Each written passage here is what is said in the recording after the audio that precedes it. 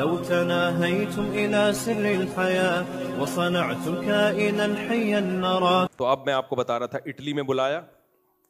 اب کیا کرتے ہیں وہ لوگ کہ بھئی یہ ادھر سے جو ہے ادھر سے پیسے لے لیے مفتی صاحب کے آنے جانے کے. پھر مفتی صاحب کو ہم نے ویٹیکن سٹی دکھانا ہے. تو ایسا کر, مفتی صاحب کو ویٹیکن سٹی ایک سیٹ سے رابطہ کیا, ویٹیکن سٹی کا تم وزٹ کرا دینا. ہاں جی مفتی صاحب کو میرے پاس لانا, ویٹیکن سٹی وہ نہیں ہے عیسائیوں کا ایک مرکز ہے, میں وزٹ کرا دوں گا. وہ پیسہ اس کا خرچ ہو رہا ہے. یار صبح کا ناشتہ یار میرے گھر لے آنا, صبح کا ناشتہ اس کا. یار صاحب کے ہوٹل کی رہائش وہ فلانا سیٹ. اس بہانے سیٹوں سے کمبختوں کے رابطے بھی ہو رہے ہیں, کروڑ پتی تاجروں سے, ان سے پی آر بھی بن رہی ہے. اور وہ سیٹ سمجھ رہے ہیں مفتی صاحب کا بچپن کا لنگوٹی یار ہے, اتنا پرانا ہے مفتی صاحب کا کیا. مفتی صاحب اس کی دعوت پہ آ رہے ہیں. بھائی اس کی دعوت پہ اس لیے آ رہے ہیں اتفاق سے فون پہ اس پہ رابطہ ہو گیا تھا اور کوئی حیثیت نہیں ہے. اب دیکھیں ہم جب پہنچے اٹلی, ہم سمجھ رہے ہیں ماشاء اللہ یار اس نے وہاں ہوٹل میں اتنا اچھا ناشتہ کرایا, یار بندہ کتنا خرچ کر رہا ہے اللہ کے لیے. ہم منع کر رہے ہیں یار ہمیں بھی دینے دو یار. نہیں مفتی صاحب آپ تو ہمارے کیا ہیں مہمان, خود بھی گھوم رہا ہے گھننا ہر جگہ, خود بھی جائے گا, ادھر بھی جا رہا ہے ادھر بھی جا رہا ہے وہاں بھی جا رہا ہے, وہاں سے بھی پیڑے کھا رہا ہے. اور جو پی آر بن رہی ہے سیٹھوں سے کروڑ پتی تاجروں سے وہ الگ. ہم گھوم گھام کے آئے, شکریہ ادا, ماشاء اللہ بھائی سلام ہے آپ کو. بعد میں پتہ چلا ٹکٹ کس نے, وہ فلانے وسیم بھائی نے دیا ہوا ہے. ہوٹل کی جو رہائش دی تھی وہ غفار بھائی کی ہے. اس دن ناشتے کے پیسے سلیم کواڑیا نے دیے تھے, وہ سمجھ رہے ہو. اور تو پتہ چلا جی وہ اس نے کیا ہے, وہ اس نے کیا. یہ کیا ہے, یہ صرف پیڑے کھا رہا تھا اور اس نے اپنی پی آر بھی بنا لی ہے, سیٹوں سے رابطے بھی کر لیے ہیں. یہ ایک دفعہ ہوتا نا تو میں بیان بولو نہیں کر, یہ بہت دفعہ ہوا ہے اور ہوتا چلا جا رہا ہے. تو آدمی کہتا ہے بھائی یہ ایسے ہی ہو گیا کہ میں نے آپ کو بلایا اپنے گھر دعوت پہ. فار ایگزامپل آپ کا نام کیا ہے؟ سجاد بھائی کو میں نے کہا تم سجاد بھائی آج میرے شام کو تمہارے میرے گھر میں دعوت ہے. سجاد بھائی خوش, یار مفتی صاحب پروٹوکول دے رہے ہیں. شاکر بھائی کو میں نے فون کیا کوفتے تم لے آنا, سمجھ رہے ہو, کوفتے تم لے آنا. ان کو میں نے فون کیا تم بریانی کے پیسے دے دو, دیکھ کا آرڈر میں نے دے دیا ہے, پیسے مجھے دے دو. اچھا پیسے وہاں بھی نہیں دینے دے رہے, پیسے دے دو تاکہ وہاں بھی میں کھانچا اپنا بنا لوں. اور اس کو میٹھے کا کہہ دیا, اس کو زردے کا کہہ دیا, اس کو فلانے کا کہہ دیا. حتیٰ کہ جب آپ 1 گھنٹہ میرے گھر میں بیٹھے ہو, اس گھر کا بھی میں آپ سے کرایہ لے رہا ہوں کسی سے کہ میرے گھر یوز ہو رہا ہے اس میں. تو جب اس کو پتہ چلے گا تو اس کی نظر میں مفتی صاحب کی کوئی عزت رہے گی؟ یار صاحب ہم تو آپ کی دعوت. اور اگر یہ لالچی ہوگا نا, کہے گا ہمیں کھانے سے مطلب ہے, ہمیں آم کھانے سے مطلب ہے, ہمیں پیڑ گننے سے مطلب نہیں ہے. مفتی صاحب آپ روزانہ دعوت کیا کرو, مجھے اس سے غرض نہیں ہے کہ وسیم سے کوفتے کے پیسے لے رہے ہو یا غفار سے لے رہے ہو. ہاں یہ ہے جتنے پیسے لیا کرو اس میں تھوڑا سا ہمارا کمیشن بھی ڈال دیا کرو. تو اگر اس کے دل میں لالچ ہوگی نا تو یہ دونوں مل کے نوٹ چھاپیں گے. پھر میرے پاس لوگ کہتے ہیں مفتی صاحب کے پاس بہت پیسہ ہے, لوگ کہتے ہیں, اور ہے بھی الحمدللہ, میں غریب آدمی نہیں ہوں. تو اور ہم نے حضرت سے اپنے بڑوں سے سیکھا ہی یہی ہے, بالفرض اگر انسان غریب بھی ہو تو رہے کیسے, امیروں کی طرح. اور ہم تو ہیں بھی امیر, غریب تو ہیں بھی نہیں.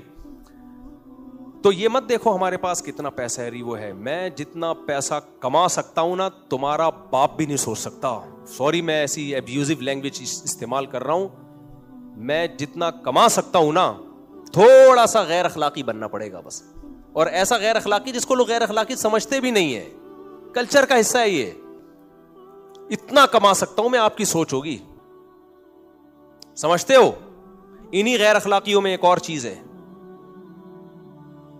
بھائی, جب آپ بلا رہے ہو مفتی صاحب کو اٹلی یا جرمنی, تو یا تو بتاؤ مفتی صاحب یہ میں نہیں کر رہا, لوگ بلا رہے ہیں.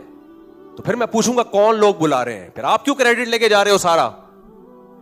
کون سی آرگنائزیشن ہے, کون سی فاؤنڈیشن ہے, کون سا ٹرسٹ ہے. پھر میں پرسنل دعوت پہ نہیں جاؤں گا. پھر کوئی مدرسہ بلا رہا ہے تو پھر مدرسہ خرچے اٹھائے گا, وہ تو ایک آرگنائزیشن ہو گئی نا. ہاں جو دینی مدارس کو دعوت دے رہے ہوتے ہیں ان کا تو پھر پورا ایک سیٹ اپ ہوتا ہے, بھائی ہم نے بلانا ہے تو پھر وہ مدرسہ پے کرتا ہے. تو مدرسے کا جو ناظم ہے, محتمم ہے, یا جیسے RIS نے بلایا تو وہ پرسنل شخص کی دعوت نہیں ہے, وہ تو ایک آرگنائزیشن ہے, اس میں تو پھر سب کو پتا ہوتا ہے بھائی یہ خود نہیں کر رہی ہے. لیکن جب پرسنل دعوت دی جاتی ہے تو پرسنل کا مطلب کیا ہوتا ہے کہ میں دعوت دے رہا ہوں آپ کو, تو میں کا مطلب پھر میں ہی ہوتا ہے, سارا خرچہ تیرا باپ اٹھائے گا. بھی ایسے ایسے معاملے ہوئے ہیں تو میں جا کے حیران ہو رہا ہوں. میں نے کہا یہ کیا کر رہا ہے پھر, یہ خرچہ کس نے, یہ اس نے کیا, یہ اس نے کیا. میں نے کہا یہ کیا ہے پھر, کہہ رہے کچھ بھی نہیں, یہ پھلتو کی طرح گھوم رہا ہے. تو یار غیر اخلاقی طریقہ ہے. غریب مر جاؤ غریب, یہ برا نہیں ہے, اچھا ہے استغنا کے ساتھ. لیکن 2 نمبر طریقے سے پیسے کمانا, غیر اخلاقی طریقے سے پیسے کمانا, یہ بہت بری حرکت ہے. مسجدوں میں کیا ہوتا ہے, بعض دفعہ شٹرنگ کا کام جاری ہے, 10 سال ہو گئے چھت کی بھرائی نہیں ہوئی, کیونکہ چھت کی بھرائی ہو جائے گی تو چندہ آنا بند. تو اندر سے فانوس لگ رہے ہوتے ہیں, شیش محل بن رہی ہے مسجد, شٹرنگ کا کام کیا ہے جاری. یہ بھی کیا ہے, غیر اخلاقی. سمجھتے ہو, غیر اخلاقی طریقہ ہے یہ پیسے کمانے کا. بھائی جو پیسہ آ رہا ہے لگاتے چلے جاؤ یار, اللہ نے دینا ہوگا بھیج دے گا, نہیں دینا ہوگا تو نہیں ہوگا. کیا بات کر رہا تھا میں, اور بھی 2-4 مثالیں ہیں.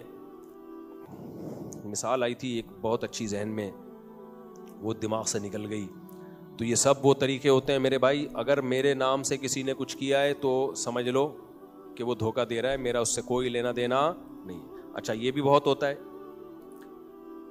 ہم سے پی آر بنا لی, دوستی بنا لی, اور پھر ہم نے ابھی کیا بتائیں یار, کتنے لوگوں کو اس بات پہ نکالا ہے کہ پی آر بنا کے نا ان سے ہدیے مانگنا شروع کر دی. اچھا یہ بھی ایک غیر اخلاقی حرکت ہے کہ آپ لوگوں کو ہدیے کی ترغیب دے رہے ہو اپنے لیے. مثال کے طور پر آج میں ہدیے کے فضائل پر بیان کروں, اس لیے کہ میرے گھر کا راشن ختم ہو گیا. ٹھیک ہے, اس لیے آج میں کس ٹاپک پر بیان کروں گا, ہدیے پر, کہ علماء کو ہدیہ دینا کتنا ثواب ہے, علماء کو ہدیہ دینا کتنی فضیلت. تو یہ غلط ہے. ہدیے پر ویسے ہی بیان کر دو بھائی, آپ کو جب ضرورت ہے آپ اس وقت بیان کر رہے ہو. یہ میں اس لیے کہہ رہا ہوں کہ ایسا بھی بعض دفعہ ہوتا ہے, خطیب صاحب کا بیان ہوا, جیسے ہمارا بیان ہوا, بیان کے بعد ایک صاحب نے اعلان کیا مفتی صاحب کو جو لوگ ہدیہ دینا چاہیں وہ دے سکتے ہیں. میں نے کہا بھائی صاحب تو نے یہ اعلان مجھ سے پوچھے بغیر کیسے کر دیا, یہ میرے ساتھ ہوا ہے, کراؤڈ ہے بہت بڑا, میرا بیان ختم ہوا, ایک پھلترو کی طرح ایک بندہ کھڑا ہو گیا اور کھڑے ہو کے اعلان کر رہا ہے بھائی مفتی صاحب کو جو لوگ ہدیہ دینا چاہیں وہ لے آئیں. تھوڑی سی غیرت ہوگی تو سمجھ میں آئے گی یہ باتیں.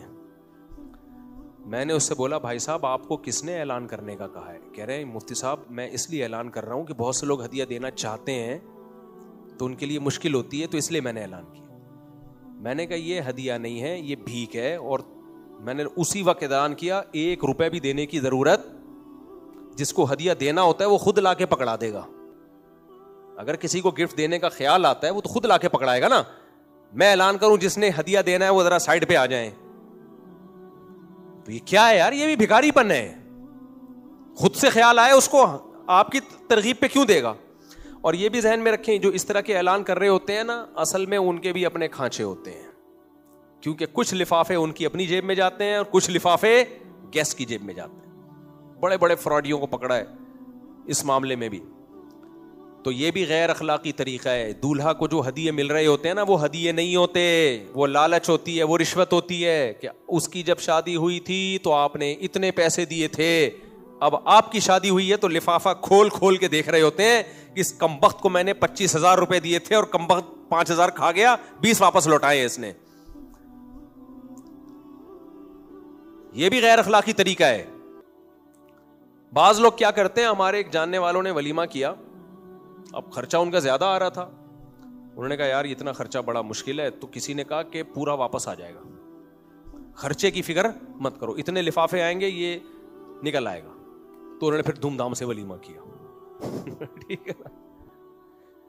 اب یہ بھی کیا ہے, غیر اخلاقی طریقہ. آپ اس امید پہ کہ لوگ لفافوں میں مجھے ہدیے دیں گے, اس امید پہ آپ نے مہنگا ولیمہ کر لیا, تو یہ غلط ہے میرے بھائی.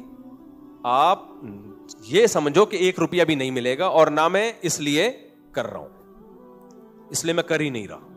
پھر اللہ کوئی دے دے تو دے دے, تو اس لیے میرے بھائی نبی صلی اللہ علیہ وسلم کی حدیث کا مفہوم ہے اقنع بما فی یدیک تکن اغنى الناس، او کما قال صلی اللہ علیہ وسلم، فرمایا جتنا اللہ نے تمہیں دیا ہے اس پر قناعت کرو، سب سے زیادہ مالدار ہو جاؤ گے، غنی ہو جاؤ گے.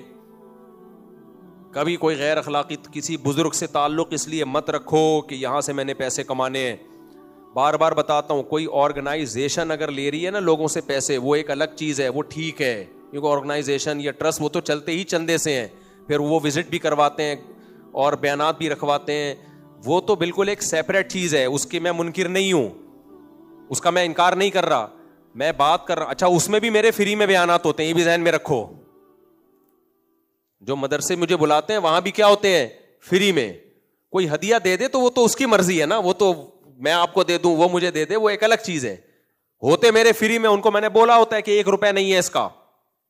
یہ بار بار کیوں وضاحت؟ اس لیے کہ اتنا بدنام کیا ان کمبختوں نے مجھے کہ ایک کلپ کافی نہیں ہے ان کمبختوں کے لیے. بار بار دیکھو، جس شخص کے اندر تھوڑا سا بھی استغنا ہونا، اسے لالچ کا تانا بہت برا لگتا ہے، اسے ہر تانا برداشت کر لے گا، لالچ کا تانا.